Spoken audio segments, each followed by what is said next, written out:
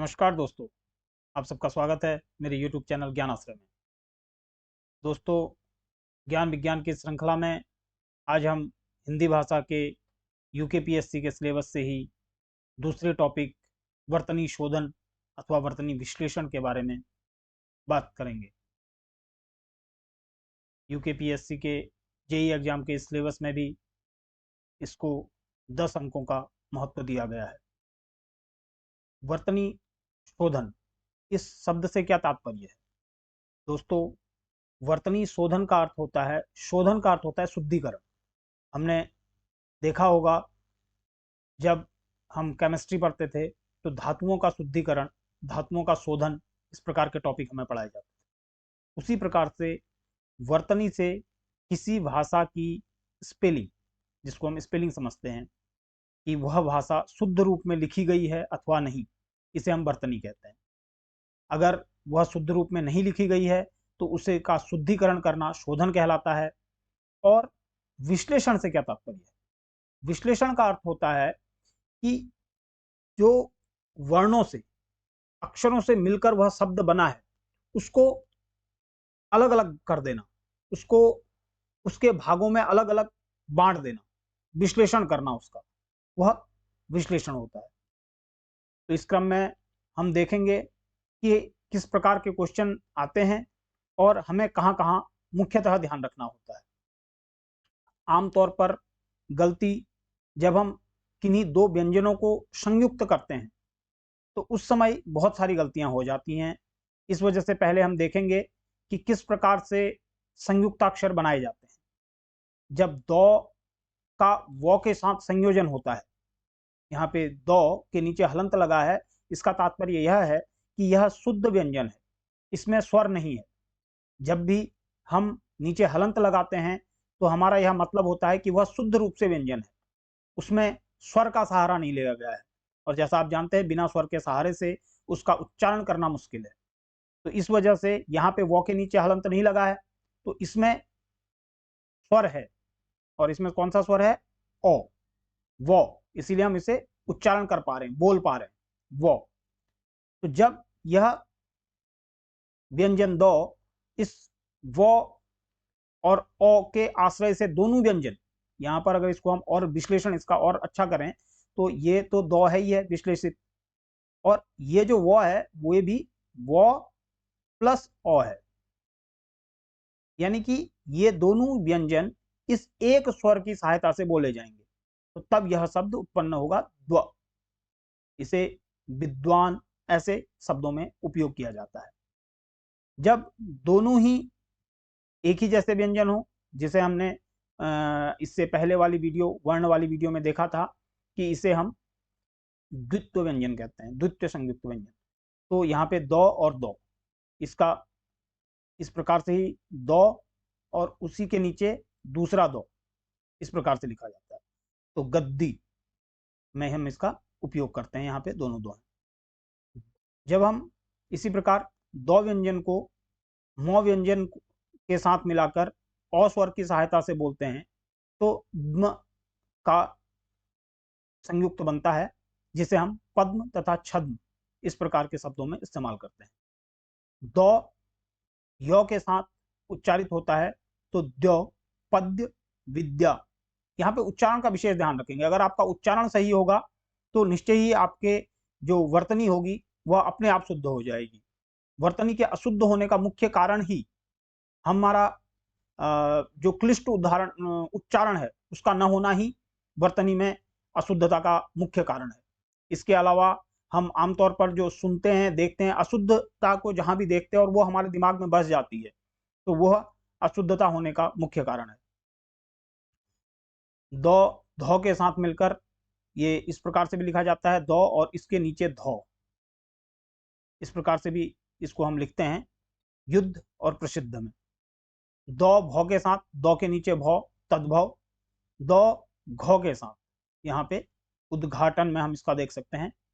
हौ यो के साथ, तो इसमें जो ये हौ का ये वाला पोर्शन घुमा हुआ होता है, जैसे हम हौ लिखते हैं, हौ इस प्रकार से लिखते हैं घुमाकर, ये वाला जो पोर्शन आप ध्यान देंगे तो यहाँ पर हम इसे घुमाते हैं। तो जब हम हौ को यो के साथ मिलाएंगे तब हम इसको घुमाएंगे नहीं, इसको ऐसे सीधा रखेंगे और ये इसके साथ यो, यहां से बहुत लोग यहीं से यो का उठाते हैं, तो ये यो, हो का यो के साथ, बाह्य सही है, हो का री के साथ। तो हो में जिसमें भी एक, जो भी व्यंजन हम लिखते हैं जिनमें एक खड़ी पाई पाई जाती है, खड़ा पाई, जैसे क लिखते हैं तो इस प्रकार से होता है, हम मो लिखते हैं तो इस प्रकार से इसमें भी एक खड़ी पाई पाई जाती है, हम प लिखते हैं तो इसमें भी खड़ी पाई पाई जाती है। तो जब भी हम, जहां पर भी खड़ी पाई पाई जाती है, जिन व्यंजनों में खड़ी पाई पाई जाती है, तो उसमें र या री से संबंधित जो भी मात्राएं होती हैं वो इन्हीं पाइयों पे लगाई जाती हैं। इस प्रकार से री की मात्राएं इन पे लगती हैं। लेकिन जिन पे खड़ी पाइयां नहीं पाई जाती हैं, जैसे कि ह है, तो उसका ये जो मैंने अभी ऊपर बताया था, ये जो मुड़ा हुआ पोर्शन होता है, इसी में हम री की मात्रा लगा देते हैं, यहाँ पर इस प्रकार से री। तो हृदय या अपहृत। अब यहाँ पे इसको री, रॉ में ई की मात्रा हो, री, और ये री की मात्रा, इन दोनों को अलग अलग विभेद करना बहुत आवश्यकता है, और इसी में हम देखते हैं कि अशुद्धियां बहुत ज्यादा पाई जाती हैं। ये संयुक्ताक्षर हमने 4 संयुक्ताक्षरों में वर्णमाला में पढ़े हैं, ह, क्ष, त्र, ज्ञ। इसके अलावा ट और रॉ, रॉ का संयोग किस प्रकार से होता है, इसको थोड़ा सा हम देखेंगे कि रॉ का संयोग किसी भी व्यंजन के साथ किस प्रकार होता है। यदि रॉ पहले है, यानी कि रॉ के साथ स्वर नहीं है, और ये किसी अन्य व्यंजन के साथ, जैसे रॉ का मान लीजिए इसको हम वो के साथ और इनको आ के सहारे बोलना चाहते हैं, तो ये कैसा बनेगा, ये वो पूरा है, वो में आ गया है, और जो पहले जो स्वर, जो व्यंजन स्वर रहित है, जब रॉ स्वर रहित होता है तो ये ऊपर आता है, जैसे कि हम दूरवा में देखते हैं, दूरवा, वर्षा, तो इसमें रॉ हमेशा ऊपर से लिखा जाता है, क्योंकि रॉ बिना स्वर का है, वह एक स्वर के साथ वाले व्यंजन के साथ मिल रहा है, तो ये ऊपर से आएगा। परंतु ठीक इसका उल्टा, जब ये रॉ स्वर वाला हो और इसके साथ एक ऐसा व्यंजन जैसे कि प प्लस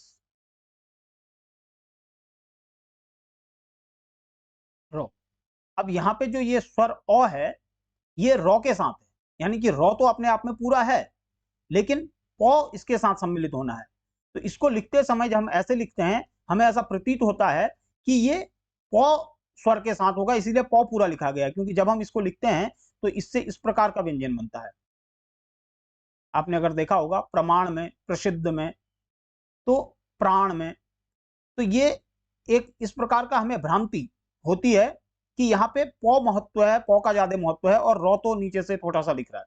परंतु यहाँ पे ये आपको देखना पड़ेगा कि ये रॉ स्वर के साथ है, ये जो स्वर के साथ, यानी कि जो मुख्य व्यंजन यहाँ पे है वो स्वर के साथ वाला, वो रॉ है।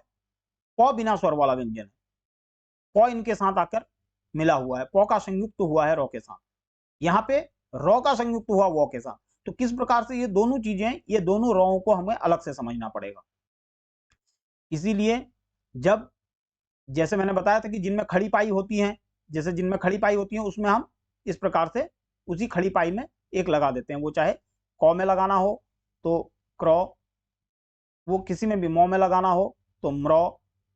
परंतु जिनमें खड़ी पाई नहीं होती है, जैसे कि यहाँ पर हमने एक उदाहरण पे दिखाया टॉ, टॉ में कोई खड़ी पाई नहीं है, तो इसमें हम इस प्रकार से बना के ट्रॉ, ये यही है कि टॉ को संयुक्त करना है रॉ स्वर के साथ, तो उसमें अगर यह रॉ टॉ के साथ संयुक्त करना होता तो रॉ ऊपर से आता, ये हमें इसको ख्याल रखना है कि किस प्रकार से रॉ का संधि होती है।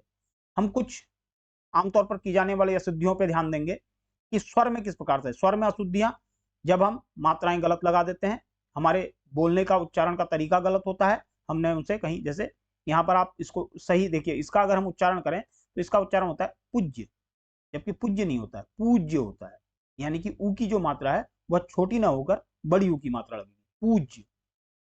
नौकरी, नौकरी, यहाँ पे री तो बड़ी है, लेकिन नौ, नौ यहाँ पे केवल एक लगा है ये ऊपर से, यानी कि ये ओ की मात्रा है, नौकरी, जबकि नौकरी होता है, नौ, औ, नौकरी।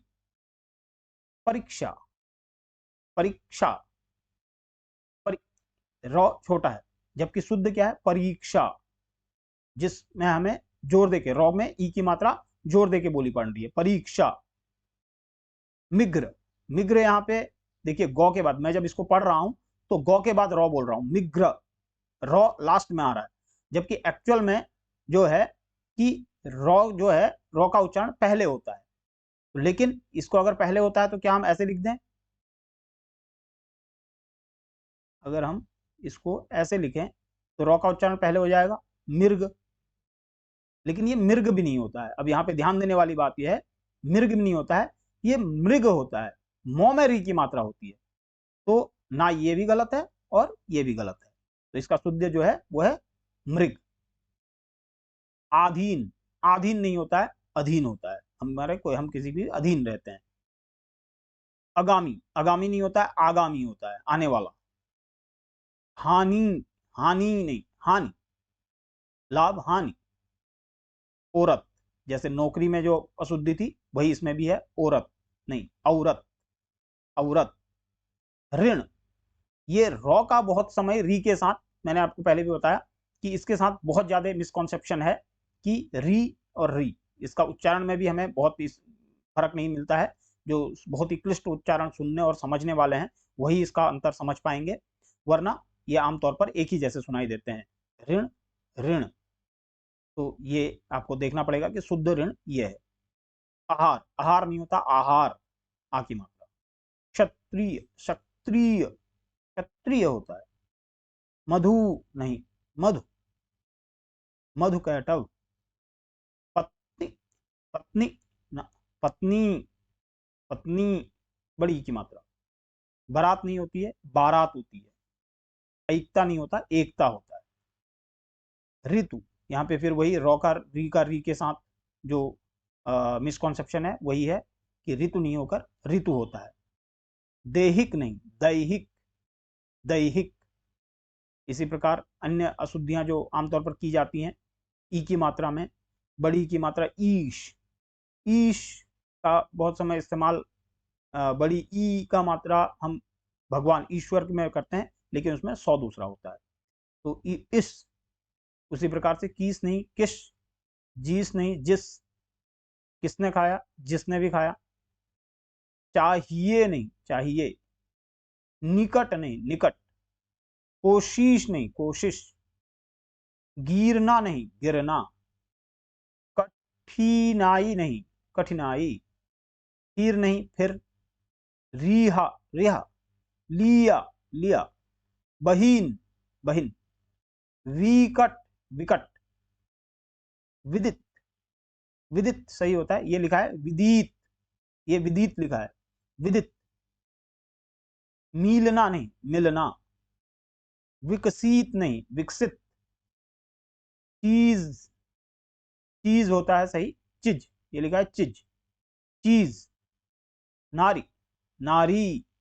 आप शुद्ध को देखेंगे और उसको दो चार बार प्रोनाउंसिएशन करेंगे, और मेरा आपसे एक पर्सनल एक वो है कि आप जो अशुद्ध हैं इनको ध्यान से मत पढ़ें, अशुद्ध की तरफ तो देखें भी ना, अशुद्ध केवल आप केवल एक नजरिए से देख लें कि किस प्रकार से अशुद्धता, अशुद्धता वाले शब्द क्वेश्चन पेपर में दिए जाते हैं, लेकिन इनको बहुत कम, इनके ऊपर नजर रखें, और हमेशा जब भी बोलें उच्चारण करें और अपना नजर रखें वो शुद्ध पे रखें, तो इसके आपके दिमाग में जो एक इनका फोटो फ्रेम बैठेगा वो हमेशा शुद्ध का रहेगा, तो आपको जब भी अशुद्ध दिखेगा वो आपको देखते ही एक जो आपका फर्स्ट साइड जब नजर उस शब्द पे पड़ेगी तो आपको देखते ही ऐसा लगेगा कि वह अशुद्ध है, तो इसके लिए आप विशेष रूप से हमेशा जो शुद्ध है, शुद्ध वाली लाइन को देखें, उसे ही पढ़ें और उसे ही समझें कि वो कैसा होता है। तो यहाँ पे ई की मात्रा के ज्यादातर अशुद्धियां दी गई हैं कि किसमें आप इनको पढ़ सकते हैं, इसमें छोटी ई की मात्रा है, कीमत ऐसा नहीं होता, कीमत। तीसरा, बीमार, नजदीक, यहाँ पे बड़ी है, सती, स्त्री, महीना, यकीन। वि, यहाँ पे वि छोटी है लेकिन विनती, शरीर, गृहिणी, यहाँ पे भी री बहुत समय उसके साथ भी मिक्स करके उसे दिया जाता है, जो मैंने भी आपको बताया। यहाँ पे ये री की मात्रा है। स्वीकार, हार जीत। इस प्रकार से अन्य स्वरों में भी जैसे ई की मात्रा में हमने देखा, उसी प्रकार से ऊ की मात्रा में भी शुद्धता शुद्धता के उदाहरण देखे जाते हैं। तूने, दूध, पूज्य, पूज्य नहीं पूज्य, ऊपर, यहाँ पे बड़ा ऊ है, यहाँ पे बड़ा ऊ है, ऊपर, इसको भी ध्यान रखना है। बहुत लोग इसे छोटा ऊ के साथ ये ऊपर, ये गलत है। कानून, कानून नहीं कानून। दूसरी, दूसरी नहीं दूसरी, पूछना, फिजूल, जरूरत, भूल, सूर्य, शुरू। यहाँ पर अब यहाँ पे शुरू और शुरू, ये रॉ में जो ऊ की मात्रा है ये बड़ी है, ये रॉ में छोटी ऊ की मात्रा है, ये रॉ में बड़ी ऊ की मात्रा है। आप लेखन संबंधी भी इसे समझ सकते हैं। आमतौर पर लोगों के लिए रू रू एक ही जैसा होता है, लेकिन ये शुरू है और ये शुरू है, तो शुरू होता है, काम शुरू करें, शुरू नहीं। हिंदू, मालूम, मजमून, महसूस, प्रतिकूल, गौमूत्र। तो इसी प्रकार जब हम छोटी ऊ की जगह बड़ी ऊ का भूल कर देते हैं, जैसे यहाँ पर तुम, ये अशुद्ध क्या लिखा है, तुम। तो सुनने में, अगर आप उच्चारण सही कर रहे हैं तो आपको सुनने में गलत पता चल जाएगा। आप जब उसको पढ़ेंगे, उसका उच्चारण करेंगे तो आपको पता चलेगा तो अशुद्ध है। तो इसीलिए शुद्धता को बार बार, शुद्धता का उच्चारण करें, शुद्धता को देखें। एक तो आपको देखने से फर्क पड़ेगा और एक उसको पढ़ने से। अशुद्ध जब भी एग्जाम में दिया होगा तुम, तो आप पढ़े हो ना, तो सही नहीं लग रहा है, तुम होता है। ऐसे तुम्हारा, तुम्हारा नहीं तुम्हारा। पहुंचना, पहुंचना नहीं पहुंचना। पुजारी, सुख, सचमुच, सचमुच। देखो छोटी ऊ की मात्रा है। अब यहाँ पे हम देखेंगे कि जब संयुक्ताक्षर होते हैं, संयुक्ताक्षरों के बारे में हम पहले पढ़ चुके हैं कि जब दो व्यंजन मिलकर एक अक्षर बनाए तो उसे संयुक्ताक्षर कहते हैं। तो संयुक्ताक्षर से पहले जो भी व्यंजन आता है, वो व्यंजन पर आमतौर पर ह्रस्व मात्रा लगाई जाती है, दीर्घ नहीं लगाई जाती। ह्रस्व दीर्घ से मतलब जैसे छोटा ई बड़ा ई कहते हैं, तो इस छोटे ई को ह्रस्व ई कहेंगे और बड़े ई को दीर्घ ई कहेंगे। बड़े को दीर्घ, छोटे को ह्रस्व कहते हैं। तो इसी प्रकार जब संयुक्ताक्षर का इस्तेमाल हो रहा हो और उस पर जोर देके बोला जा रहा हो, संयुक्ताक्षर पे ही भार हो उच्चारण का, तो उससे पहले जो वर्ण आ रहा है उस पर जो भी मात्रा लगेगी वो ह्रस्व लगेगी। अपवाद हर जगह पाए जाते हैं, तो लेकिन फिर भी एक जो कॉमन हम समझ सकते हैं इन उदाहरणों की मदद से, तो वो यह है कि किस प्रकार से कुत्ता। अब कुत्ता, ये ता यहाँ पर एक नहीं है, इसको आप समझें कि ये दो हैं, इसमें एक तो और दो तो है, एक तो पहले से। तो इस प्रकार से जो संयुक्त बनता है इसे हम आमतौर पर एक सीधी खड़ी डंडी से दिखा देते हैं, तो ये इस प्रकार का बन जाता है जो यहाँ पे लिखा हुआ है। तो जब ये यहाँ पर एक थोड़ा सा निकला हुआ है खड़ा डंडा देखें तो ये समझ जाए कि यहाँ पे दो तो हैं, दो तो का संयुक्त हुआ है, द्वित्व हुआ है। तो कुत्ता, तो यहाँ पर इस संयुक्ताक्षर से पहले जो क है, जो व्यंजन है क, जो वर्ण है उस पर जो भी मात्रा लगनी है वो ह्रस्व लगनी है, छोटी लगनी है। जैसे कुत्ता, गुच्छा, बिल्ली। देखो ई की ह्रस्व ई की मात्रा लगी है, दीर्घ ई की नहीं लगी है। बिल्ली, ऐसे ह्रस्व ऊ की लगी है। सुस्त, ह्रस्व ई की लगी है। किस्ती, चिट्ठी, नुस्खा, लुत्फ। तो इसके अलावा हम देखेंगे कि इकारांत, ऐसे स्त्रीलिंग शब्द जिनका अंत ई पे हो रहा हो, जब, तो ऐसे में जब हम इनका बहुवचन बनाते हैं, ऐसे इकारांत जो स्त्रीलिंग शब्द होते हैं उनका जब बहुवचन बनाया जाता है तो उस समय जो दीर्घ ई होती है उसे हटाकर ह्रस्व ई लगा दी जाती है। तो ये एक ध्यान रखने वाली बात है कि इसमें उदाहरणों में हम देखेंगे कि थाली, हम देखते हैं जब हम खाली थाली कहेंगे थाली, तो जब इसमें हमको बहुवचन बनाना है तो आमतौर पर जिन्होंने थाली का शुद्ध रूप जिन्हें याद है तो वो उनको बहुवचन का उन्होंने ध्यान नहीं दिया, कभी देखा नहीं, तो वो उसमें उनके लिए थालियां ये शुद्ध हो जाएगा, क्योंकि उन्हें पता है थाली में तो बड़ी की मात्रा लगती है। लेकिन यहाँ पे ध्यान देने वाली बात है कि ऐसे इकारांत जो भी स्त्रीलिंग शब्द हैं उनका जब हम बहुवचन बनाते हैं तो ये जो दीर्घ ई की मात्रा होती है वो ह्रस्व में बदल जाती है। जैसे थालियां, जिंदगी, जिंदगियां, टोपी, टोपियां। यहाँ पर सब सब जो भी दीर्घ थे वे सब ह्रस्व में बदल जाएंगे। दासी, दासियां, पोथी, पोथियां, गोपी, गोपियां, सदी, सदियां। तो इसके अलावा कुछ और हम कॉमन जो गलतियां होती हैं, जहाँ पे कॉमन मिस्टेक्स होती हैं, उन्हें अगर देखेंगे कि जब हम श्रेष्ठवाचक यानी कि जब हम किसी चीज को बड़ा बनाते हैं, इष्ट, इष्ट मतलब बड़ा, इष्ट भगवान कहते हैं, तो इष्ट, तो जब हम किसी चीज को बड़ा दिखाने के लिए जब हम इष्ट प्रत्यय का इस्तेमाल करते हैं, तो इष्ट प्रत्यय को जब हम जोड़ देते हैं तो वो इष्ट की टॉ की जगह ठौ बन जाता है, टॉ से टमाटर की जगह ठौ से ठठेरा का इस्तेमाल हो जाता है। जैसे हम निम्न उदाहरण में देखेंगे कि कनिष्ठ नहीं, कनिष्ठ ठौ, घनिष्ठ, ज्येष्ठ, धर्मिष्ठ, बलिष्ठ, श्रेष्ठ, तो यहाँ पे टॉ की जगह सब जगह ठौ हो गया है। उसी प्रकार ईय प्रत्यय जहां जहां भी लगता है वहां पर जो मात्रा होती है वो दीर्घ ई की पाई जाती है। जैसे जाति में तो हृस्व होता है, लेकिन अब इसमें ईय प्रत्यय लग गया तो जातीय हो गया। तो जाति, लोग जिनको जाति याद है तो जाति में तो हृस्व लगता है, तो जातीय उनको कंफ्यूज हो जाएंगे। तो इसीलिए जैसे मैंने यहाँ पे बताया कि दीर्घ का हृस्व हो जाता है, ऐसे ही यहाँ हृस्व का दीर्घ बन जाता है। प्रांत, प्रांतीय, राजकीय, देशीय, वर्षीय, स्वर्गीय, ईय प्रत्यय जहां लग गया वहां हमारा दीर्घ ई का इस्तेमाल हो जाएगा। इसी प्रकार इक प्रत्यय में हृस्व लगता है, जैसे औद्योगिक, हृस्व लगा है ना, गिक, ऐच्छिक, दैनिक, नैतिक, शारीरिक, स्थानिक, ये सब हृस्व ई से बने हैं। इसी के अलावा जब हम इन प्रत्यय में देखते हैं तो इन प्रत्यय में ई दीर्घ होता है। जैसे अर्वाचीन, इन लगा है ना इसमें, अर्वाचीन, नवीन, पराधीन, प्राचीन, कुलीन, स्वाधीन, तो हमने देखा कि इन में दीर्घ होगा, इक में हृस्व होगा, और जब इससे पहले वाली स्लाइड में हमने देखा कि जब भी हम ईय लगाएंगे तो इसमें दीर्घ होगा, यानी कि ईय और इन, ईय और इन में दीर्घ होगा, जबकि इक में हृस्व होता है ई की मात्रा। तो अब कभी कभी हम प्रत्यय, अब यहाँ पे अशुद्धता किस प्रकार से उत्पन्न होती है आप देखेंगे कि प्रत्यय हमने गलत लगा दिया। जैसे उत्कर्षता, अब ये ता प्रत्यय जो है, ता प्रत्यय लगते ही कोई चीज उसके गुण में बदल जाती है। जैसे मूर्ख, मूर्ख है कोई, तो उसमें गुण क्या है, उसका जब गुण, मूर्ख, एक मूर्ख का गुण क्या है, मूर्खता, तो ता लगने से गुणवाचक संज्ञा बनती है। हम किसी चीज का जब गुण बताते हैं तो ता प्रत्यय से उसका गुण बताते हैं। लेकिन कुछ शब्द ऐसे हैं जो पहले से ही गुण दिखा रहे हैं, तो वहां पर हम ता का इस्तेमाल नहीं करते हैं। जैसे उत्कर्ष, उत्कर्षता नहीं। औदार्य, देखो औदार्य, उदार जो है, उदार, उसका एक गुण है औदार्य। अगर हमको ता लगाना है तो हम उदार में लगाएंगे, क्योंकि उदार शब्द है, उसमें ता लगा के हम उसका गुण बता देंगे, उदारता, उदारता सही है। लेकिन औदार्य जब हम कह रहे हैं तो वही उदारता का पर्यायवाची है औदार्य। तो औदार्य अपने आप में गुणवाचक हो गया है, इसमें ता नहीं लगेगा, औदार्यता नहीं होगी, उदारता हो सकती है, ये शुद्ध है, उदारता शुद्ध है। इसी प्रकार से जो गुरु होता है, गुरु मतलब बड़ा, तो गुरुता, उसका जब हम गुण बता रहे हैं, गुरु का जो गुण है वो गुरुता है, तो गुरुता सही है। लेकिन गौरव जब हम कह रहे हैं तो वो भी अपने आप में गुण है, गौरवता नहीं होगा। गुरुता, गौरव, ये दोनों शुद्ध हैं, गौरवता अशुद्ध है।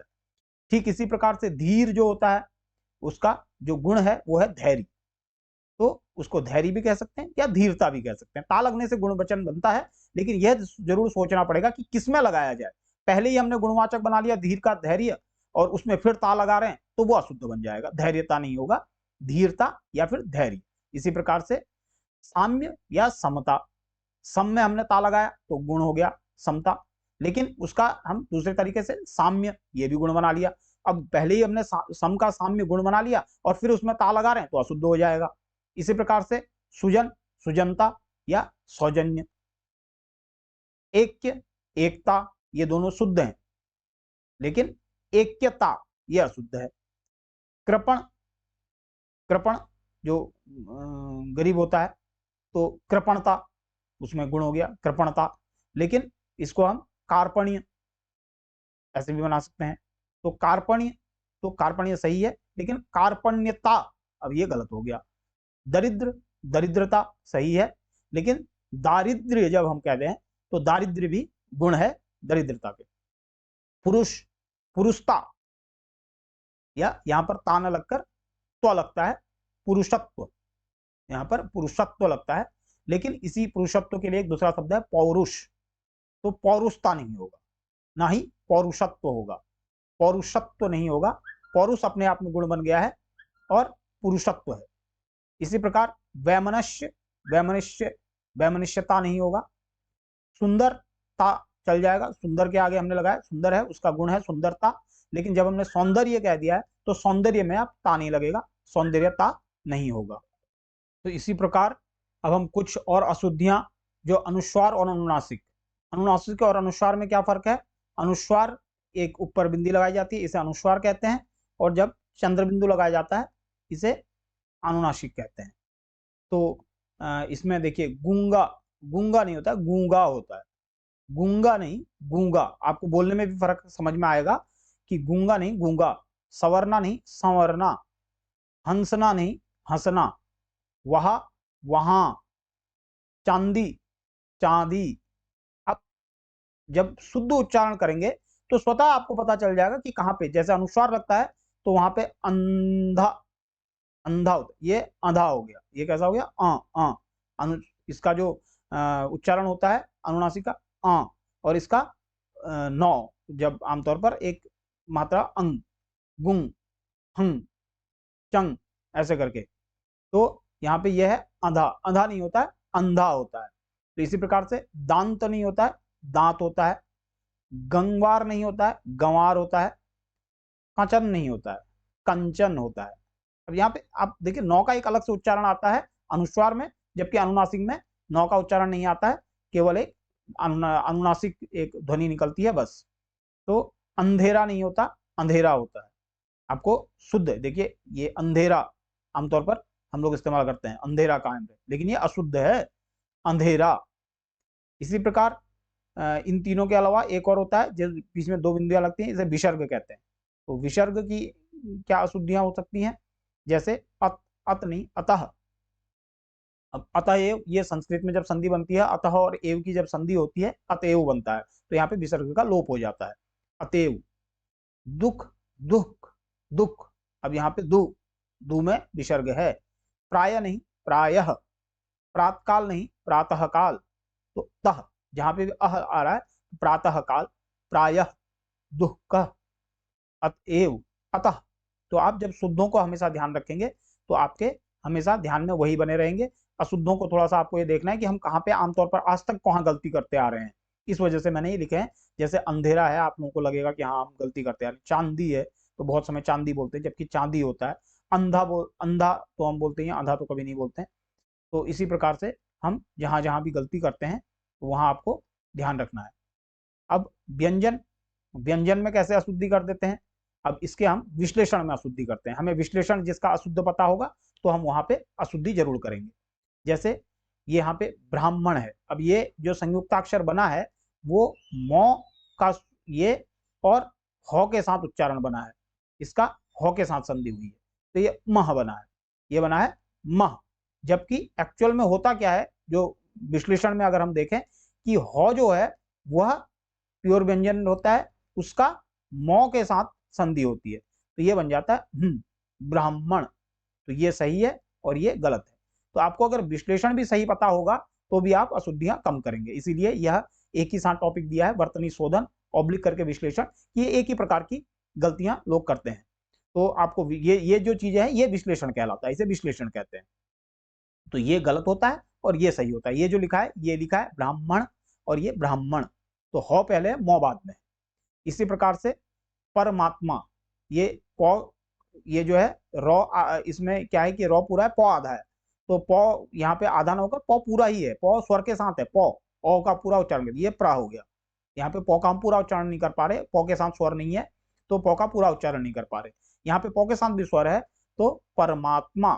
तो इसी प्रकार से जो अशुद्धियां हैं उसको आप ज्यादा देर तक ना देखकर शुद्ध को ज्यादा देखेंगे तो आपको पता चलेगा कि किस प्रकार से शब्द बनते हैं।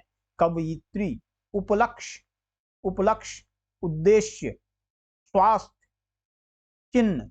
अब यहाँ पे ये भी एक बहुत इंपॉर्टेंट है कि यहाँ पर क्या है कि नौ जो है, नौ हमारा व्यंजन और इसके साथ ह का संधि हुई है, जो कि गलत है। यहाँ पर ह हमारा बिना स्वर का व्यंजन है, इसका हम न के साथ संधि कर रहे हैं, ये सही है। तो चिन्ह चिन्ह चिन्ह न लास्ट में आएगा, चिन्ह न, और चिन्ह हो नहीं, ये गलत है, चिन्ह नहीं, चिन्ह चिन्ह न वाला लास्ट में। कृपया कृपया, अब यहाँ पे पौ बिना स्वर का हो गया, पौ और यो का संयुक्ताक्षर हो गया, गलत है, कृपया। इसी प्रकार हम जो पंचमाक्षर होते हैं, जो अनुनासिक होते हैं या ई, इनकी जो ड़ ढ, इनमें भी बहुत सारी अशुद्धियां करते हैं, जैसे करण, करण नहीं, करण, नौ नहीं लगता है, ण लगता है। पुण्य, पुण्य नहीं, पुण्य। स्मरण नहीं, स्मरण। फण नहीं, फन, सांप का फन होता है, फण नहीं होता है। प्राण नहीं होते हैं, प्राण होते हैं। नारायण नहीं होता है, नारायण होता है। तो नौ का णों के साथ बहुत सारी इस प्रकार से गलतियां देखी जाती हैं। इसके अलावा रो डो ड ढ की अशुद्धियां होती हैं, जैसे टेढ़ा, टेढ़ा नहीं होता है, टेढ़ा होता है, ढ होता है। ये दो जो बाद में हिंदी वर्णमाला में जोड़े गए हैं, ढ के नीचे बिंदी और ढ के नीचे बिंदी, तो इनका उच्चारण टेढ़ा नहीं, टेढ़ा। बूढ़ा नहीं, बूढ़ा। पढ़ाई नहीं, पढ़ाई। चढ़ना नहीं, चढ़ना। चढ़ना नहीं, चढ़ना। लड़ाई नहीं, लड़ाई। फाड़ना नहीं, फाड़ना। लड़का नहीं, लड़का। कभी कभी लड़का के साथ भी इसकी अशुद्धि दी जाती है, तो यहाँ पर ढ दे दिया जाएगा, लड़का, लड़का नहीं, लड़का। इसी प्रकार से जो पंचमाक्षर है यंगणनमा, इनकी जो अशुद्धियां होती हैं, इसमें एक कॉमन सा एक आपको बताऊंगा कि आमतौर पर हमने पिछली वीडियो में, अगर आपने नहीं देखी है तो उस वीडियो को जरूर देखें, उसमें हमने वर्णों के बारे में बताया है कि वर्ण विचार कैसे होते हैं। तो वर्ण विचार में हमने स्पर्श व्यंजन देखे हैं। स्पर्श व्यंजन के 5 वर्ग होते हैं, क च ट त प। तो क वर्ग के जो 5 होंगे, क ख ग घ ङ। ऐसी प्रकार से च वर्ग के होंगे, च छ ज झ य। तो हर एक वर्ग का आपको अलग अलग याद कर लेना है। आमतौर पर क ख सबको आती है, आपको केवल अपने दिमाग में उसकी कोडिंग बैठानी है कि किस प्रकार से 5-5 है, किस प्रकार से वर्ग है। तो किसी भी वर्ग का जब हम ये पंचमाक्षर का उपयोग करते हैं, तो पंचमाक्षर का उपयोग आमतौर पर जिस व्यंजन के साथ हम उसका संयुक्त कर रहे हैं, उसी वर्ग का पंचाक्षर होता है, उसी वर्ग का पंचमाक्षर हम आमतौर पर इस्तेमाल करते हैं। तो यहां पर ये देखो कि ये ठ है, तो ठ तो कौन सा है, ट ठ ड ढ, ट ठ ड ढ, इसका पंचमाक्षर क्या है, ण। तो इसको अगर हमने मान लो कि आमतौर पर तो हम अनुस्वार लगा देते हैं, लेकिन अगर इसको हमने सही भी लिखना है या इसमें हमें पंचमाक्षर को ही उसका, अगर इसका जब हम विश्लेषण करना है, देखो विश्लेषण जब आएगा तो विश्लेषण में इस अनुस्वार को हम क्या लिखें, विश्लेषण में इस अनुस्वार को हम लिखेंगे, क तो है ही है, क प्लस अ, ये तो ये हो गया क। अब इसके साथ जो प्लस होगा वो होगा ये है पंचमाक्षर, नौ नौ नौ कंठ, और ये किसके साथ है, थ के साथ, थ प्लस अ। विश्लेषण में आपको खास ध्यान रखना है, विश्लेषण भी चूंकि यही टॉपिक है, इसी में हम विश्लेषण भी पढ़ा ही रहे हैं साथ साथ। तो विश्लेषण में आपको ध्यान रखना है कि हर उसका जो जो भी कंपोनेंट है, उसका जो जो भी उसमें जिनसे मिलकर वो बना है, उन्हें अलग अलग लिख देना है सबको। देखो मैं क को पूरा नहीं लिख रहा, क अलग लिख रहा, उसके साथ अ अलग लिख रहा, ऐसे ही ण अलग लिख रहा, अब ण के साथ तो दूसरा है ही नहीं, ठ है, ठ को पूरा नहीं लिखा, ठ के नीचे ये प्योर हलंत लगा दिया, यानी कि व्यंजन हो गया। इसके साथ कौन सा स्वर है, क्योंकि ये स्वर के ऊपर निर्भर करेगा इसका उच्चारण। इसके साथ अगर आ लिख दें तो ठा हो जाएगा, ई लिख दें तो ठी हो जाएगा, तो ठ के साथ अ है, इसलिए ठ है, कंठ। इसी प्रकार ये गौ है, तो कंगन। अब यहाँ पे हर जगह इन्होंने देखो नौ लगा के क्या किया है, अशुद्धियां बनाई है नौ लगा के। आपको क्या ध्यान रखना है, आपको मैंने एक फॉर्मूला बता दिया है कि ये विश्लेषण में भी आपके काम आएगा कि हमेशा जिस वर्ग का है उसी वर्ग का पंचमाक्षर। अब देखो कंगन, कंगन में क्या होगा, क ओ, ये तो बन गया क। अब जो पंचमाक्षर लगना है वो कौन सा लगना है बताओ, पंचमाक्षर किस में लगा है बताओ, गौ में लगा है। उसके बाद वाला जो है उसको हमेशा ध्यान रखना है, जिसके बाद, जिस पंचमाक्षर के बाद जो ध्वनि आ रही है, जो व्यंजन आ रहा है, उसका बारे में विचार करना है। कौन सा लगा है, गौ। अब गौ कौन से वर्ग का है, गौ क वर्ग का है, क ख गौ। अब इसका पंचमाक्षर कौन सा है, ङ। इसमें जब हम जोड़ेंगे तो इसमें कौन सा जोड़ेंगे, ये वाला ङ। तो कंग अब बाकी जो गण है तो गौ प्लस औ प्लस नौ प्लस औ, तो कंगन, नौ प्लस औ, ये नौ के नीचे हलंत होगा और गौ के नीचे भी हलंत होगा। तो इस प्रकार से विश्लेषण हो गया। तो ये भंडार, अब ये किसके ऊपर लगा है? डॉ। तो डॉ कौन सा वर्ग है? डॉ है टॉ वर्ग, टॉ ठॉ डॉ, ढ णौ, इसमें भी कौन सा लगेगा? ये वाला लगेगा बीच में जो आएगा, बाकी तो सब हो जाएंगे। भौ, भौ के नीचे हलंत औ, और फिर ये वाला आएगा, और इसके साथ फिर प्लस डॉ। अब यहाँ पे ये देखो स्वर विश्लेषण कैसे कर रहे हैं। डॉ तो है, डॉ के साथ अब आ है, अब इसमें ओ नहीं आएगा, इसमें आएगा आ। क्या आएगा? आ। भंडा, अंडा, भंडा, रॉ, रॉ में रॉ प्लस ओ, तो भंडार। तो इसी प्रकार से मयंक, अब मयंक कौ है, तो कौ में भी कौन सा आएगा? ये ngौ, पंचमाक्षर। पंडित, डॉ, तो इसमें णौ आएगा, इसमें ngौ आएगा, इसमें णौ आएगा। जो भी जिस वर्ग के ऊपर लग रहा है उसका जो पंचमाक्षर है, कौ लग रहा है तो कौ में कौ खौ गौ घौ ngौ। अब ये डॉ है, डॉ में लग डॉ आ रहा है, जो भी अनुस्वार के बाद जो वर्ण आ रहा है, जो व्यंजन आ रहा है उसका विचार करेंगे। डॉ, टॉ ठो डॉ डॉ णौ। हिंसा, अब यहां पर देखेंगे एक चीज और, हाँ, अब जिनमें जो वर्ग में है ही नहीं, अब यहाँ पे इसके बाद क्या आ रहा है? सौ आ रहा है, तो ये वर्ग में नहीं है, तो यहां पर जायज सी बात कौन सा होगा? यहां पर हम मानेंगे मौ होगा। ये कैसे होगा? हौ व्यंजन, और उसमें प्लस कौन सा है?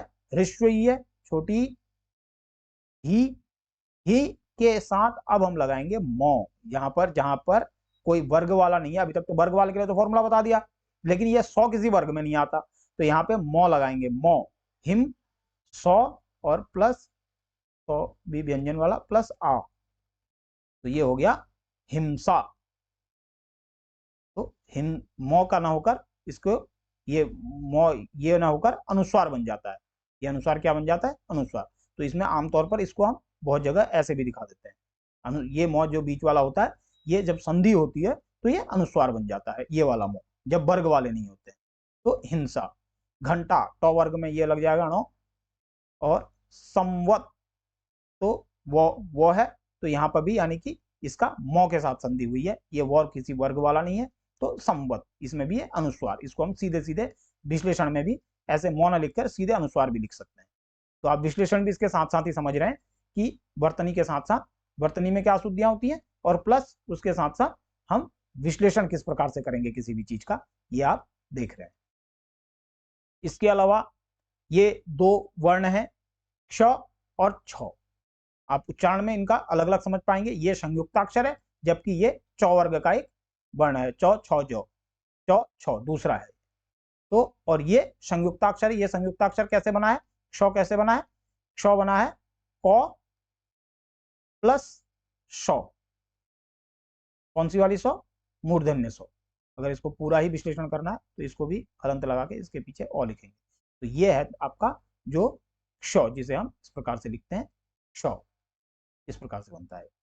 तो आप इसका सही उच्चारण करेंगे तो आपको इसके साथ छ की भ्रांति कभी नहीं होगी। छ और क्ष, देखिए आप उच्चारण में आप लक्ष्मी, क का आ रहा है ना, लक्ष्मी क आ रहा है, तो ये जायज सी बात है, छ तो नहीं होगा, ये लक्ष्मी हो गया, तो लक्ष्मी।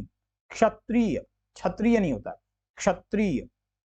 छाता होता है, छाता नहीं होता, अब यहाँ पे कौन नहीं होता, यहाँ पे छ होता है, छाता होता है। लक्षण होते हैं, लक्षण नहीं होते हैं, लक्षण। क्षमा होता है, क्षमा नहीं होता है। इसी प्रकार से हम री और रू और री की जो हमारा ऊपर वाला है और जो ये है, इसमें भी बहुत गलतियां करते हैं। ये मैं पहले ही आपको बता चुका हूं कि रॉ किस प्रकार से जुड़ेगा। ये हो गया तीर्व, ये क्या हो गया? तीर्व, रॉ पहले आया वो बाद में, जबकि यहां पर रॉ बाद में, तीव्र, रॉ लास्ट में, वो पहले बोल रहे हैं, रॉ बाद में, तीव्र। शर्म नहीं, शर्म। गरम नहीं, गर्म। शरत नहीं, शर्त।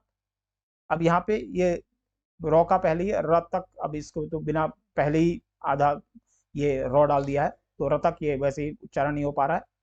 तो तर्क, सारमथ्य, ये रॉ आ गया ना ऊपर, ऊपर यानी ये पे इसका पहले उच्चारण होगा, सारमथ्य, मौ से पहले ये आ जाएगा, सारमथ्य ना, सामर्थ्य, साम मौ के बाद है, सामर्थ्य। ये आर्शीवाद, आर्शीवाद, ये देखो ये एग्जाम में बहुत आता है ये वाला शब्द आर्शीवाद, ये बहुत डाला जाता है, तो आप इसको ध्यान रखेंगे। आशीर्वाद, हर्ष नहीं हर्ष। तो इस प्रकार हमने देखा कि अशुद्धियां किस प्रकार से हो सकती हैं।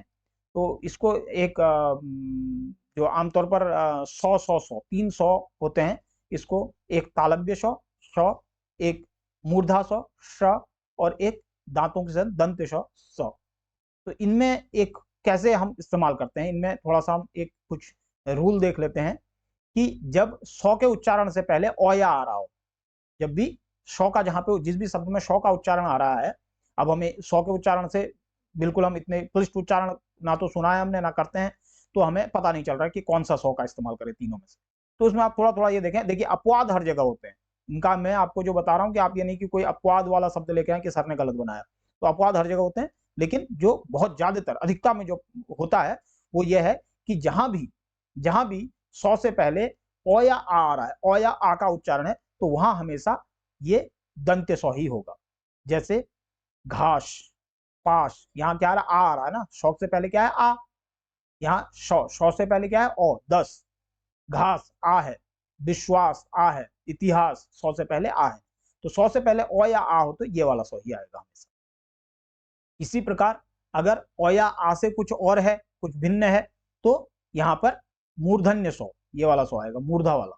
कैसे देख लो, यहाँ पे सौ से पहले क्या है ई है, तो प्रेषित क्या है ई, प्रेषित, आकर्षित, विषम ई है, विषम, भूषण ऊ है, आकर्षण रॉ है, हर्षित रॉ है, धनुष सौ से पहले क्या है ऊ, धनुष। तो यहाँ पे टॉ वर्ग जो भी आता है, टॉ वर्ग क्या है, टॉ ठो डॉ ढोणो, टॉ ठो डॉ ढोणो के में जब भी हम सौ का उच्चारण होता है तो वह यही मूर्धन्य वाली सौ का होता है।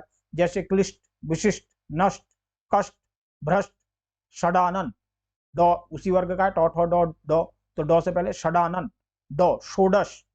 तो आप देख रहे हैं कि ये वाले सौ का उच्चारण हो रहा है।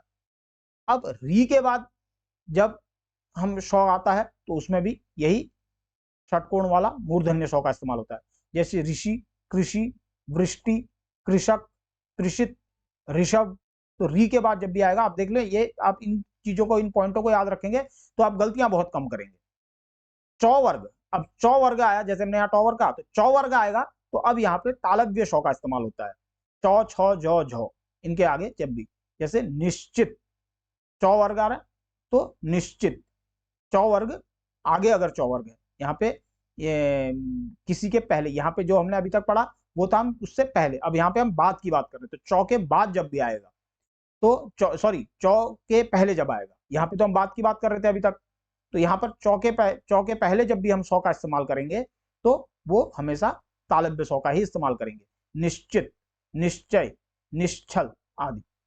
अब यहाँ पे क्रम देख लेते हैं। अब मान लो किसी में 2 बार सौ का उच्चारण हो रहा है, तो 2 बार सौ का उच्चारण हो रहा है, तो इसका जो क्रम है वो यह है कि पहले दंत सौ, उसके बाद अगर हमारा आ रहा है तो उसके बाद आएगा तालव्य सौ, और उसके बाद आएगा मूर्धन्य सौ।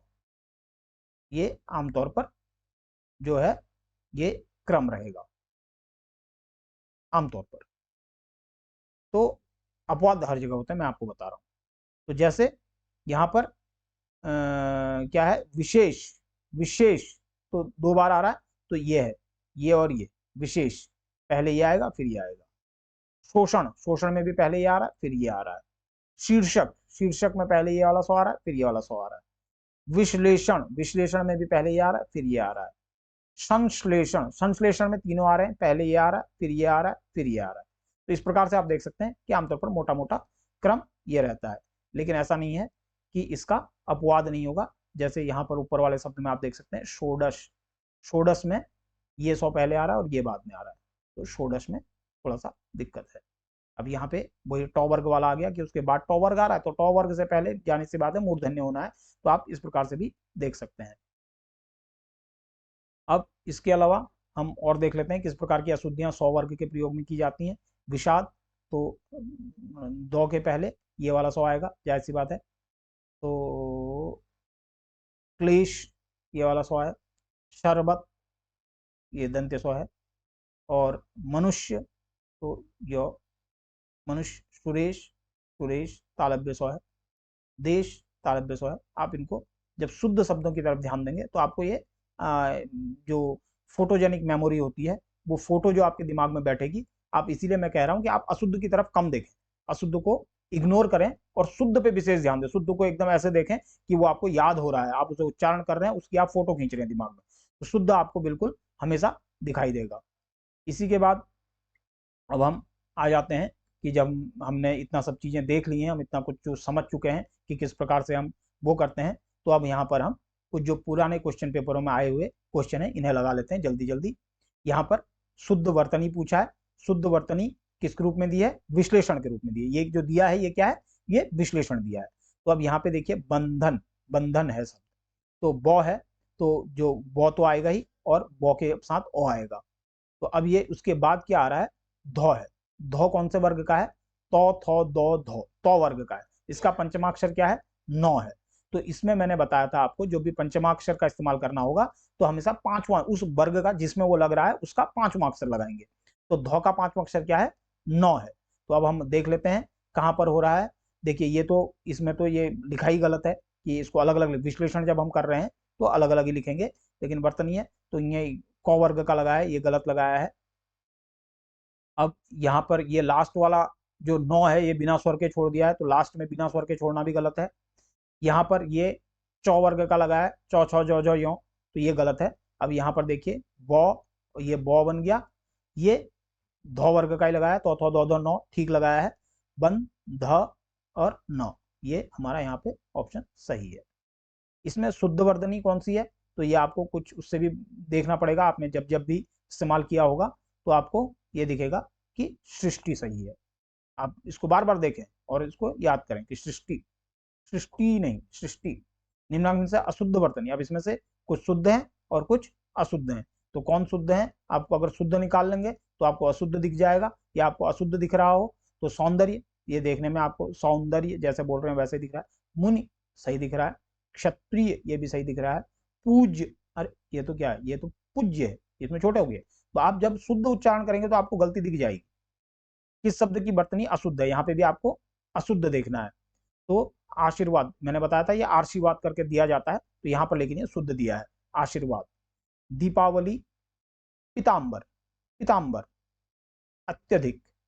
देखो अब आपने अगर सुना होगा तो अब आपको पता चलेगा कि कौन गलत है। उच्चारण सही आप कर रहे हैं। पीताम्बर सुना कभी? पीताम्बर होता है हमेशा। ऐसा होता है पीताम्बर। पीत है अंबर जिसका, पीला है जिसका वस्त्र, पीत, पीत वस्त्र, तो ये गलत है, ये इसकी अशुद्धि है वर्तनी। निम्नलिखित में से शुद्ध शब्द कौन सा है? अब यहाँ पर तो अशुद्ध ढूंढे थे, ये आप एग्जाम में, ये मैंने आपको बहुत बार बताता हूं कि क्वेश्चन को बहुत समझदारी से पढ़ें। कब अशुद्ध पूछा गया और कब शुद्ध पूछा गया है। यहाँ पर शुद्ध पूछा गया है। तो अनुग्रहित, यहाँ पे रॉ का है चक्कर, रॉ और री। तो यहाँ आपको मालूम होना चाहिए कि इसमें हमेशा अनुग्रहित, अनुग्रह नहीं होता, री की मात्रा होती है। अनुगृहित, अनुगृहित, अनुगृह, देखिए इसमें नीचे री लगा है, अनुगृहित। अब यहाँ पर भी विश्लेषण है, तो कौन सा? ये श्र, तुम्हें संयुक्ताक्षर में हमने पढ़ा है कि किससे किससे मिलकर बनता है? सौ और रौ से मिलकर बनता है। तो श रौ ई, ये हो गया श्री। और मौ, मौ में आ लग गया तो माँ, और नौ में ओ लग गया तो नौ, तो ये सही है, श्रीमान। अब ये चौ, चौ में ई लग गया तो ची हो गया। यहाँ पे हमने बताया कि ये बाद में नौ है, अगर नौ पहले होता तो नह होता, चिन्ह, ये चिन्ह है। हो पहले है, चिन्ह, नौ पहले है, नौ बाद में, सॉरी। तो हो और नौ, ये भी सही है। धौ, धौ में आई की मात्रा धई, और रौ पहले है, ऊपर से है तो पहले है रौ और यो, धैर्य, ये भी सही है। तो जो तीनों सही हो गए, ऐसी बात है, चौथा गलत होगा, लेकिन फिर भी देख लेते हैं। हो, अब ये देखिए रौ दिया, जबकि ये हो में क्या है? हो में री की मात्रा है। यहाँ पर हो कैसे लिखा गया? ऐसे लिखा गया। ये जो लगाया है ये री की मात्रा है, यानी कि ये क्या है? हो के साथ, हो के साथ किसका योग है? री का योग है। किसका योग है? री। तो री, ये जो री की मात्रा है, ये री की मात्रा लगाई जाती है, री। हृदय, हृदय यानी दिल, हृदय। अगले देखते हैं क्वेश्चन कि निम्नलिखित में से अब यहाँ पे अशुद्ध पूछा गया है कि अशुद्ध कौन सा है। अशुद्ध कौन सा है? आपाद मस्तक। आपाद मस्तक होता है पाद से लेके मस्तक तक, पूरा सिर से लेके पैर तक, आपाद मस्तक। अनाधिकार, अनाधिकार। अब यहाँ पे अना, अब जब आप पढ़ेंगे तो आपको पता, बोलते समय ये नौ में आ की मात्रा नहीं होती है, अनधिकार होता है। हृदय विदारक, जो दिल को कष्ट पहुंचाए, हृदय विदारक। परित्यक्ता, परित्यक्ता जो छोड़ी गई स्त्री होती है, जिसका डिवोर्स हो चुका होता है, उसे परित्यक्ता कहते हैं। तो ये अनाधिकार न होकर अनधिकार होता है, तो यहाँ पर यह अशुद्ध है। निम्नलिखित मतलब शुद्ध शब्द का, शुद्ध कौन सा है? शुद्ध अब वही है कि दृष्टा, यहाँ पे री का उच्चारण होता है हमेशा, दृष्टा, ये दृष्टा नहीं।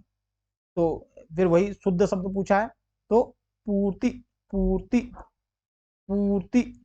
ये पू यानी कि बड़ा होगा और तो छोटा होगा, पूर्ति। यह पूर्ति है, पूर्ति नहीं, पूर्ति। तो ये पूर्ति है और ये पूर्ति है, तो ये इसमें ये शुद्ध लग रहा है, पूर्ति। वर्तनी की दृष्टि से अशुद्ध शब्द, अशुद्ध अनुग्रहित, ये भी सही, अनुग्रहित। सन्यासी, अब यहाँ पे बहुत लोग कहते हैं कि ये एक नौ ऊपर लगा दिया, एक नीचे लगा दिया, गलत है, ऐसा नहीं है, ये सही है। सन्यासी कैसे लिखा जाता है? सम प्लस न्यासी, सम प्लस न्यासी। तो यहाँ पर दो आए हैं, एक मौ है और एक नौ है, तो मौ वाला अनुस्वार बनकर ऊपर चला गया है, नौ वाला जैसे तैसे, जैसे का तैसे, तो इसलिए ये भी सही है, सन्यासी सही है। साप्ताहिक, अब यहाँ पे साप्ताहिक नहीं होता है, साप्ताहिक होता है, तो ये यहाँ पर गलत है, यहाँ पर ये गलत है, ये अशुद्ध है, साप्ताहिक। और वक्तव्य ये सही है। यहाँ पर शुद्ध शब्द ढूंढना है, शुद्ध शब्द ढूंढना है, तो देखिए आशीर्वाद, ये अशुद्ध है, अभी मैं बहुत बार बता रहा हूँ, बहुत बार आता है, आशीर्वाद होता है शुद्ध, ये आशीर्वाद लिखा, रॉ सौ के ऊपर लिखा तो आशीर्वाद लिखा है। ये लिखा है श्राप, श्राप, श्राप, शुद्ध शब्द ढूंढना है ना, तो ये अशुद्ध है। श्राप, आकांक्षा, आकांक्षा, ये क्या है? आकांक्षा। श्राप, आकांक्षा और चातुर्य, तो ये चातुर्य बिल्कुल सुनने में सही लग रहा है। अब आप आकांक्षा सुना आपने कभी, या आकांक्षा? जो आप लोग भले ही कैसे ही बोलते हैं, तो आप लोगों को शुद्ध बोलना जरूर पड़ेगा। आकांक्षा, आकांक्षा, आकांक्षा, इच्छा, अच्छा नहीं होता है, तो ये वर्तनी की दृष्टि से ये अशुद्ध है। और ये श्राप भी नहीं होता है, क्या होता है? शाप होता है। क्या होता है? शाप, साप दे देंगे। अभिशाप, अभिशाप में आपने देखा हो, अभिश्राप सुना कभी? अभिश्राप नहीं सुना, साप। तो साप होता है, आशीर्वाद भी नहीं होता है, श्राप भी नहीं होता है, आकांक्षा भी नहीं, तो इसका मतलब ये चातुर्य, ये सही है। वर्तनी की दृष्टि से अब इसमें अशुद्ध ढूंढना है, तो यानी कि कुछ शुद्ध दिए होंगे। मुमुर्ष, मुमुर्षु, मुमुर्षु यानी कि मरने वाला, जिसकी मृत्यु होगी वो मुमुर्षु है। षष्ठ, छठा, पैतृक, पैतृक, ये गलत है, पैतृक नहीं होता है, पैतृक होता है यहाँ पे, पैतृक। सौहार्द, तो ये गलत है, पैतृक होता है। इसके बाद हम अगला देखते हैं, इसमें छांटना है कि निम्नलिखित शब्दों में से अशुद्ध शब्द कौन सा है, अशुद्ध छांटना है। तो उज्ज्वल, सन्यासी, महत, ईर्ष्या, ये तीनों ठीक लग रहे हैं। अब उज्ज्वल जो है, उज्ज्वल आखिर कैसे बनता है? उ, एक आधा जौ, दूसरा आधा जौ और फिर वो, ये तीन व्यंजनों का संयुक्ताक्षर बनता है। यहाँ पर दो जौ होते हैं, आधे आधे दो जौ जोड़े जाते हैं वो के साथ, तब जाके उज्ज्वल बनता है। यहाँ पे एक ही दिया है, तो ये अशुद्ध है। अगला हम देखते हैं कुछ और प्रश्न कि इसमें से शुद्ध वर्तनी वाला कौन सा है। शुद्ध वर्तनी वाला देखो, आधीन, आधीन एक दिया है, शांति, शांति, आराध्य। अब यहाँ पर ये तीनों ही गलत है, आधीन नहीं होता है, अधीन होता है, अधीन, शांति, आराध्य, यहाँ पे आ की मात्रा नहीं होगी, अधीन होगा, शांति छोटा ती होगा, और नहीं होगा, आ होगा, आराध्य। तो ये तीनों ही गलत हैं, तो शुद्ध यह है 19, 19 शुद्ध है। वर्तनी विश्लेषण करना है, किसका अशुद्ध है पूछा है, तो अब यहां से हम देख लेते हैं। सौ, आ, अनुस्वार, देखिए इनमें कोई वर्ण नहीं है, कोई वर्ग नहीं है, सौ है उसके बाद वाला, तो जब वर्ग वाला होगा तो उसका पंचमाक्षर होगा, नहीं तो अनुस्वार, ठीक है। और फिर शौ, शा, रौ में छोटी ई की ई, री और क और ये ठीक है, सांसारिक ठीक है। अब ये सौ अब ये जौ है, जौ किसी वर्ग में आता है, चौ वर्ग में आता है, चौ छ जौ झौ, चौ छ जौ झौ। इसका पंचमाक्षर क्या है? इसका पंचमाक्षर है यो। इसका पंचमाक्षर क्या है? जौ वर्ग का पंचमाक्षर ऐसे जो लिखते हैं यो। तो यानी कि यहां पर जब अनुनासिक है तो इसका ये पंचमाक्षर आना चाहिए। तो 100 हो गया, यहां पर दे दिया इन्होंने 9, तो ये यहां पर गलती है, ये गलत लग रहा है। तो इसमें अशुद्ध पूछा गया है, तो अशुद्धता इसी में दिख रही है। बाकी ये देख लेते हैं, ह और ये है चंद्र बिंदु है, ये चंद्र बिंदु है और अनुनासिक, और उसके बाद 100 में बड़ी की मात्रा है, ठीक है, ये भी करेक्ट है। बंधन बौ हो गया, और तो दो धो नौ, इसका पंचमाक्षर नौ ही है, ठीक है, और धो और नौ, तो ये तीनों सही है, और ये एक गलत है पंचमाक्षर की वजह से। जो मैंने आपको एक सीधा फॉर्मूला बता दिया है कि वर्ग का पांचवा, जिसमें अनुस्वार के बाद जो व्यंजन का उच्चारण हो रहा है वह अगर किसी वर्ग में आ रहा है तो उस वर्ग का पंचमाक्षर लगेगा, और अगर वह कोई वर्ग वाला नहीं है, जैसे योर लो शो इस प्रकार के हैं, तो उसमें मौ लगेगा हमेशा। इसी प्रकार से ये बहुत लोग इसको उच्चारण करते हैं ज्ञान, जबकि इसका सही उच्चारण ज्ञान होगा। तो ये क्योंकि ये जो शब्द है, ये जो संयुक्ताक्षर है, ये जौ और जौ प्लस यो, ये चौ वर्ग का जो पंचमाक्षर है उससे मिलकर ये बना है, तो ज्ञान। तो जौ इसका पंचमाक्षर, और ये आ की मात्रा लग गई तो आ और नौ, तो शुद्ध वर्तनी विश्लेषण यही पहला वाला ही सही लग रहा है। बाकियों को भी देख लेते हैं। तो गौ तो होता ही नहीं है, और ये बाकी सब इसी की वजह से। तो आपको अगर इसी ग्यों का ही, अगर आपने पिछले वाला वीडियो ध्यान से देखा है वर्ण विचार वाला, तो उसमें जब हमने संयुक्ताक्षर देखे थे, 4 संयुक्ताक्षर कैसे कैसे बने हैं, अगर वही हमें ध्यान है तो हमें पता चल जाएगा कि इसमें ये सही है। निम्नलिखित में से अशुद्ध वर्तनी वाला, तो अशुद्ध वर्तनी वाला कौन है? तो इसमें हम देखेंगे कि अनुग्रह, अनुग्रह मतलब कुछ कृपा कर देना, दृष्टा देखने वाला, संग्रहित इकट्ठा किया गया। अब यहाँ पे है मृग। अब यहाँ पे थोड़ा सा ही देखने वाला है कि ये जो मात्रा लगाई है ये रॉ की लगाई है। यहाँ पर ये इसका अगर हम देखें तो ये ऐसे लिखा गया है मौ, और इसके बाद प्लस रॉ, ये जो लिखा है मृग, रॉ है, जबकि इसमें री की मात्रा लगती है। जो मृग होता है उसमें ऐसे री की मात्रा लगाई जाती है, मृग। तो यहाँ पर ये अशुद्ध वर्तनी वाला शब्द है। इसके बाद हम कुछ और प्रश्न देख लेते हैं। निम्नलिखित में से अशुद्ध वर्तनी वाला शब्द, इसमें भी अशुद्ध वर्तनी ढूंढना है। चालाक, अंचलिक, अंचलिक अशुद्ध है, आंचलिक होता है, अशुद्ध में ढूंढना था। यहाँ पे आप देख सकते हैं साहित्य सही है और विद्यालय भी सही है। प्राधिकृत का शुद्ध वर्तनी विश्लेषण, अब प्राधिकृत का वर्तनी विश्लेषण करना है। अब यहाँ पे जैसे मैंने आपको बताया कि रॉ कैसे है, प है और रॉ के ऊपर ही है, तो ये प र आ, प्रा, ये सही हो गया है। प्रा, ध ई धी, क में री की मात्रा क्री, और तो ओ तो ये तो पहला ही सही लग रहा है, शुद्ध वर्तनी विश्लेषण ये लग रहा है। आगे आगे हम देख लेते हैं कि कैसे गलत है। यहाँ पे प ओ, तो ये तो पहले ही पा हो गया, पा कहीं नहीं है, ये तो पहले ही पा हो गया।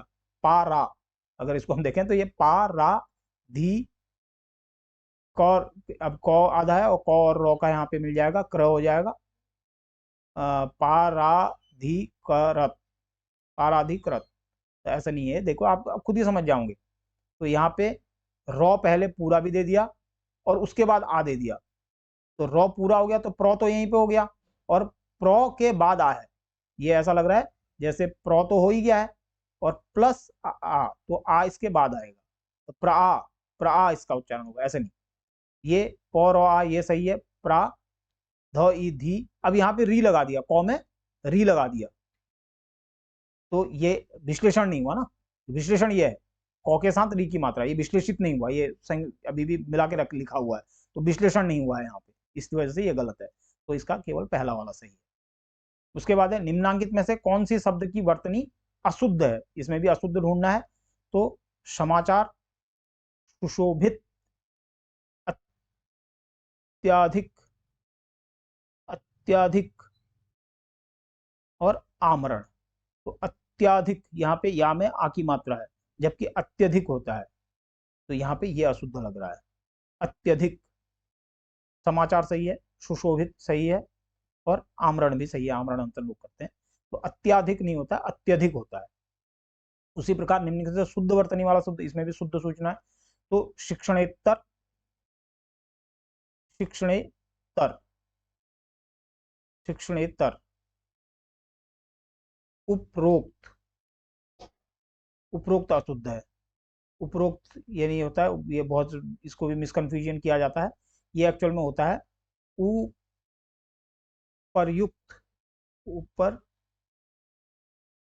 युक्त। इस प्रकार से इसका जो शुद्ध होता है वो ये होता है।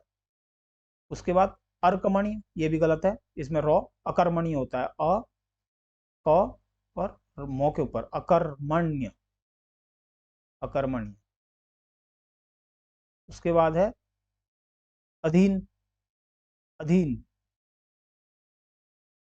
अधीन, ये शुद्ध है, अधीन शुद्ध है। यहाँ पर अब ये कंफ्यूजन होता है, एक्चुअल में यहाँ पर इसको तो को संयुक्त होने की वजह से इसको अशुद्ध माना है इन्होंने, जबकि ये विवादास्पद क्वेश्चन हो गया है। इसमें शिक्षणेतर भी बहुत जगह इसी प्रकार से लिखा जाता है, शिक्षणेतर भी लिखा जाता है और शिक्षणेतर भी लिखा जाता है। तर में दो बार तो हो गया, शिक्षणेतर, शिक्षणेतर, उत्तरोत्तर। तो यहाँ पे संयुक्ताक्षर लिखा जाता है, लेकिन यहाँ पर इन्होंने इसको जो गलत मानते हुए अधीन, अधीन तो है ही है, अधीन तो शुद्ध है ही है। उसके बाद है निम्नलिखित में से अशुद्ध विकल्प कौन सा है, यहाँ पे भी अशुद्ध ढूंढना है। तो मांसाहारी, पूजनीय शुद्ध है, आशीर्वाद शुद्ध है, ज्योत्सना, ज्योत्सना, ज्योत्सना, ये क्या लिखा है, ज्योत्सना, ज्योत्सना नहीं होता है, ज्योत्सना होता है। ज्योत्सना में क्या फर्क हो गया, देखो उच्चारण में, ये तो सब सही है जैसे भी है, ज्योत, अब तो भी आधा और सौ भी आधा, ज्योत्सना ऐसे होता है। ये तीनों ही, तो, सौ और नौ, ये तीनों ही मिलकर संयुक्ता बनाते हैं, तो ज्योत्सना। तो ये अशुद्ध है यहाँ पर। बाकी ये तीनों ही आमतौर पर, इसे भी चंद्र बिंदु लगाया हुआ है, मांसाहारी होता है, अनुस्वार जो लगाया है, ये भी थोड़ा सा विवादास्पद है, यहाँ भी मेरे जो विवाद लग रहा है, लेकिन मांसाहारी फिर भी सुनने में ठीक लग रहा है। नक्षत्र का वर्तनी विश्लेषण, अब वही वर्तनी विश्लेषण करना है। नौ औ, ये नौ हो गया। क्ष का क श, अब यहाँ पे हलंत की गलती है, हलंत नहीं लगाया, क को पूरा ले लिया है, क नहीं होता है पूरा, क के नीचे हलंत लगेगा, तो ये सही होगा। तो र औ, ये ठीक है, त्र, ये क्ष और त्र दोनों के हमें मालूम होने चाहिए। तो ये अगला क्या है, अगला देखते हैं, अगला नौ में नहीं है, नक। तो ये इन्होंने इसी को सही बनाने की कोशिश की है, यही सही है, लेकिन इसमें थोड़ा सा गलती, अगर मेरे को यह हो सकता है दिखाई ना दे रहा हो या प्रिंट में मिस्टेक हो, तो क के नीचे हलंत होना चाहिए था, तो ये बिल्कुल सही हो गया है, नक्षत्र। इसके बाद हम देखें निम्नलिखित में से कौन सा शब्द अशुद्ध है, कौन सा अशुद्ध ढूंढना है। तो केंद्रीयकरण, केंद्रीयकरण शुद्ध है। भाग्यवान, भाग्यवान, देखो आप लोगों को लगेगा कि शुद्ध है, बिल्कुल अच्छा लग रहा है, लेकिन आपको मालूम होना चाहिए कि भाग्यशाली होता है, जो हम जिसके पास साथ भाग्य है उसे भाग्यशाली कहते हैं, लेकिन ये जो खड़ी बोली वाला शब्द है तो इसे भागवान कहते हैं, भाग्यवान नहीं, भागवान। तो यहाँ पे यही अशुद्ध दिख रहा है मुझे, अतएव शुद्ध है, बुधवार भी शुद्ध है। निम्नलिखित में कौन सा शब्द शुद्ध है, अब यहाँ पे शुद्ध ढूंढना है। तो सन्मुख, सन्मुख नहीं होता है, सम्मुख होता है, सम्मुख। असहनीय, असहनीय नहीं होता है, असह्य होता है। यहाँ पे आपको प्रत्यय की गलती दिखनी पड़ेगी कि असहनीय नहीं होता है, असह्य। राजनीतिक, राजनीतिक, ये ठीक लग रहा है कि आपको पूछा, शुद्ध पूछा है, हाँ तो ये शुद्ध है। त्रिवार्षिक, त्रिवार्षिक नहीं होता, त्रैवार्षिक होता है, इसके ऊपर ऐसे मात्रा लगेगी, त्रय, ये ई की मात्रा नहीं लगेगी, त्रैवार्षिक। तो इसी प्रकार से निम्नलिखित में से यहाँ पे भी सही पूछा है, तो पूज्यनीय, ये गलत है, पूजनीय होता है, तो ये गलती है। चरमेत्कर्ष नहीं होता, चरमोत्कर्ष होता है, यहाँ पे ओ होगा, ओ की मात्रा, चरमोत्कर्ष। सतगुरु, सतगुरु, ये सही लग रहा है। अंतर्दधान, अंतर्दधान दो कहीं नहीं आता है, अंतर्धान होता है सीधे, दो नहीं आता है बीच में, तो ये तीनों गलत है और ये सही है, सही शब्द पूछा है। निम्नलिखित में से कौन सा शब्द अशुद्ध है? अब अशुद्ध पूछा है। संरचना, संरचना, तो मौ जो है अनुस्वार के रूप में ऊपर चला जाता है, संरचना ठीक है।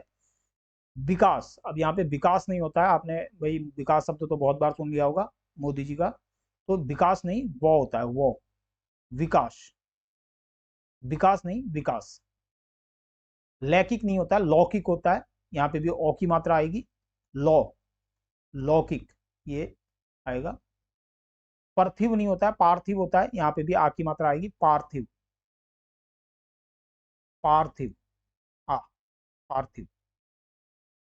इसके बाद प्रिय बोलने वाली, प्रिय बोलने वाली होती है प्रियमवदा, प्रियमवदा। अब ये क्या लिखा है?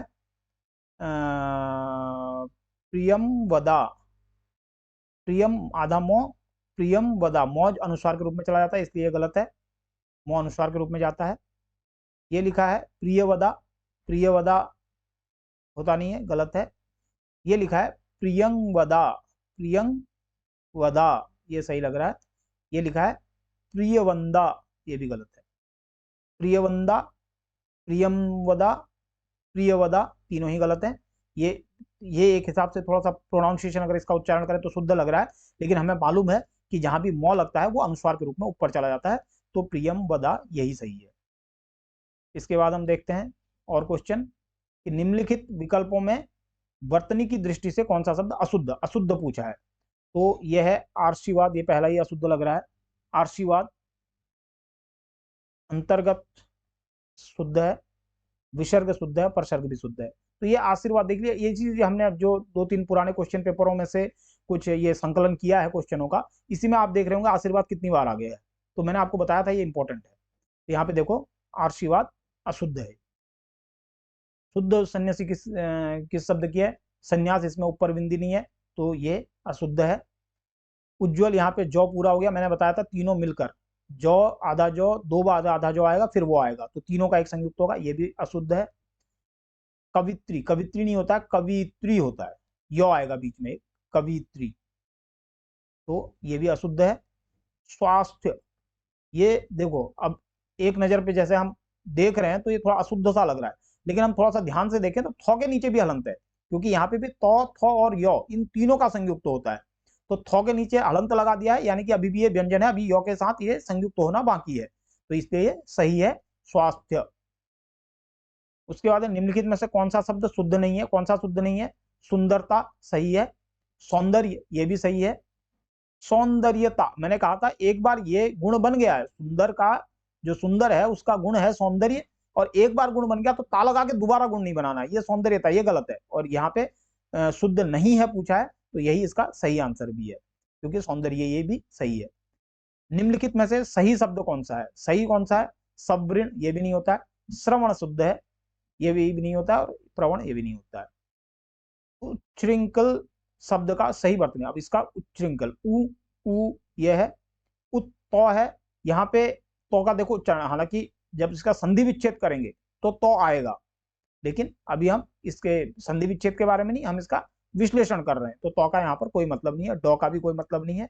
अब यहाँ पे आ जाते हैं, उ के बाद चौ, चौ कैसा है? पूरा है? नहीं है, तो ये भी नहीं है। ये देखो, ये अब लास्ट वाले पे ध्यान दो, उ चौ छौ, छौ इन तीनों का एक बन गया छ, ये वाला जो बीच वाला है, चौ, चौ और छौ। ऊ के नीचे ऊ खुद ही स्वर है, इसमें कोई हलंत वलंत का चक्कर नहीं है, स्वर के नीचे क्या लगाएंगे? व्यंजन के नीचे लगाते हैं, व्यंजन से स्वर को अलग करने के लिए हलंत लगाते हैं। ये ऊ स्वर है, चौ, छ और ओ, ये छ बन गया। री, ये जो नीचे से री की मात्रा लगी है, ये स्वर बन गया री।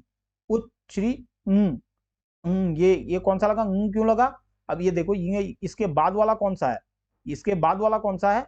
खो, क ख ग घ ङ, इसका पंचमाक्षर, देखो इसका पंचमाक्षर आया, तो ख ये और ल, तो इसका मतलब ये सही है, ये उच्छृंखल सही है।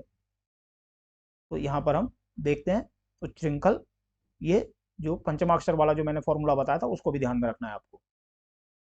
दुर्ग, दुर्ग शब्द का सही, अब दो है, दो के ऊपर, दो के नीचे छोटा ऊ, दो ऊ दू, और रॉ पहले आ गया, यहाँ पर ओ आ गया, तो रॉ पूरा हो गया, रॉ अब आधा नहीं रहा। ये रॉ के बाद ओ अगर आ गया है तो ये पूरा हो गया, यहाँ पे गलत हो गया। ये दू उर्ग, ये सही लग रहा है, दुर्ग। यहाँ पर दो, यहाँ पे दो आ गया, दो और ऊ, दो स्वर लिख दिए, तो दो स्वर नहीं आएंगे, हमेशा स्वर एक ही आएगा जो भी आएगा। यहाँ पर ये विश्लेषण ही नहीं किया, ये दू ओ कर दिया, तो ये भी गलत है, केवल ये सही है, सही वर्तनी विश्लेषण। निम्नलिखित में से वर्तनी की दृष्टि से शुद्ध विकल्प कौन सा है? शुद्ध विकल्प से कारित्री होता है। अब ये कारित्री यही सही लग रहा है, करित्री भी गलत होता है, करित्री भी गलत होता है, और करायत्री भी गलत होता है। ये कारित्री और भावित्री दो भावनाएं होती हैं, दो गुण होते हैं कि जो कवि जिस गुण से कविता करता है उसे कारित्री गुण कहते हैं, और पढ़ने वाला जिस गुण से उसे पढ़ के भाव को समझ लेता है वो भावित्री गुण होता है। इसी प्रकार निम्नलिखित में से शुद्ध शब्द कौन सा है? यहाँ पे है अनन्य, ये अन्मय हो गया, ये अन्मय ऐसा नहीं होता है, अन्मय। ये है हिरण्य, हिरण्य ये सही लग रहा है, हिरण्य। मृणमय, यहाँ पे ये वाला न होता है, मृणमय। और ये संशय, इसमें भी गलत है, तो केवल ये हिरण्य सही है। तो हमने बहुत सारे क्वेश्चन यहाँ पे देखे पुराने, ये सब यूकेपीएससी के द्वारा ही जो क्वेश्चन पेपर बनाए गए हैं, उन्हीं में से सारे क्वेश्चन ये छांट छांट के निकाले हैं आप लोगों के लिए। तो अब हम वीडियो के अंत में आ चुके हैं। सबसे पहले मैं आप लोगों का धन्यवाद करना चाहूँगा कि आप लोगों ने वीडियो पूरा देखा, और इसके साथ ही 100 सब्सक्राइबर पूरे होने के लिए भी मैं आप सबका धन्यवाद करना चाहूँगा। और मैं चाहता हूँ कि इसी प्रकार से परिवार बढ़ता रहे, आप लोग लाभान्वित होते रहें। धन्यवाद।